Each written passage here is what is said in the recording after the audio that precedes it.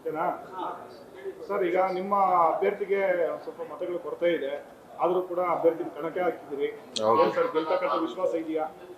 ಶ್ರೀಲಕ್ಷ್ಮಿ, ಇಲ್ಲಿ ಟಿ ದೇವೇಗೌಡರು ಬಹಳಷ್ಟು ಕುತೂಹಲ ಮೂಡಿಸಿದ್ರು. ಅಂಥದ್ದೇ ಕುತೂಹಲವನ್ನು ಮೂಡಿಸಿದಂತ ಅನೂರ್ ಮಂಜುನಾಥ್ ಅವರು ಇದ್ದಾರೆ. ಅವರಲ್ಲಿ ನಾವು ಏನು 5ನೇ ಅಭ್ಯರ್ಥಿ ಅಂದರೆ ನಮ್ಮ ಅಭ್ಯರ್ಥಿನ ಕಣಕ್ಕಿಳಿಸಿದ್ದೀವಿ.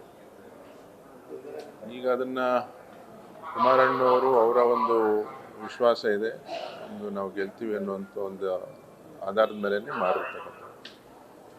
ಸೊ ಹಾಗಾಗಿ ನಾವೆಲ್ಲನೂ ಪಕ್ಷದಕ್ಕೆ ಏನಾಯಿತು, ಹೈಕಮಾಂಡ್ ಏನು ಹೇಳಿದಾರೋ ಅದನ್ನು ಮಾಡಲಿಕ್ಕೆ ಎಲ್ಲ ನಾವು ಇವತ್ತು ಮತದಾನ ಮಾಡಿ ಬಂದಿದ್ದೀವಿ. ಸೊ ಮುಂದೆ ಕುಮಾರಣ್ಣ ಮತ್ತು ಅವರ ಒಂದು ಏನು ವಿಚಾರ ಮಾಡಿ ಏನು ಮಾಡಬೇಕು ಅಂತಿದ್ದಾರೋ ಅದನ್ನು ಖಂಡಿತ ಅವರು ನಿರ್ಧಾರ ತೊಗೊಂಡು ಮಾಡ್ತಾರೆ ಅನ್ನೋದು ನಮಗೆ ವಿಶ್ವಾಸ ಇದೆ. ಸೊ ನಮ್ಮ ಅಭ್ಯರ್ಥಿ ಗೆಲ್ತಾರೆ ಅನ್ನೋದನ್ನ ನಾವೆಲ್ಲರೂ ಒಂದು ಒಮ್ಮತದಿಂದ ತೀರ್ಮಾನ ತಗೊಂಡಿದ್ದೀವಿ.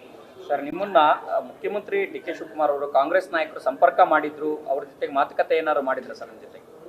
ಈಗ ಸಹಜವಾಗಿ ಎಲ್ಲ ಹೇಳ್ತಾರಪ್ಪ, ಈಗ ನಾನೊಬ್ಬ ಶಾಸಕರು, ಬಟ್ ಅದನ್ನೇ ಈಗೆಲ್ಲ ಕೇಳ್ತಾರೆ. ಬಟ್ ಅಲ್ಟಿಮೇಟಾಗಿ ನಾನು ಯಾರಿಗೆ ಮತ ಹಾಕ್ಬೇಕು ಅನ್ನೋದು ನನ್ನ ಆತ್ಮಸಾಕ್ಷಿ ನಾನು ಮಾಡಬೇಕಲ್ಲ. ಸೊ ಹಾಗಾಗಿ ಹೈಕಮಾಂಡ್ ಏನಿದೆ, ನಮ್ಮ ಹೈಕಮಾಂಡ್ ನಾವು ತೀರ್ಮಾನ ತೊಗೊಂಡು ಮಾಡ್ತೀವಿ ಅಷ್ಟೇ. Thank you. ಒಂದು ನಿಮಿಷ ಸರ್. ನ್ಯೂಸ್ ಫಸ್ಟ್, ನಿರ್ಭೀತಿಯಿಂದ ನಿಮ್ಮ ಪರವಾಗಿ.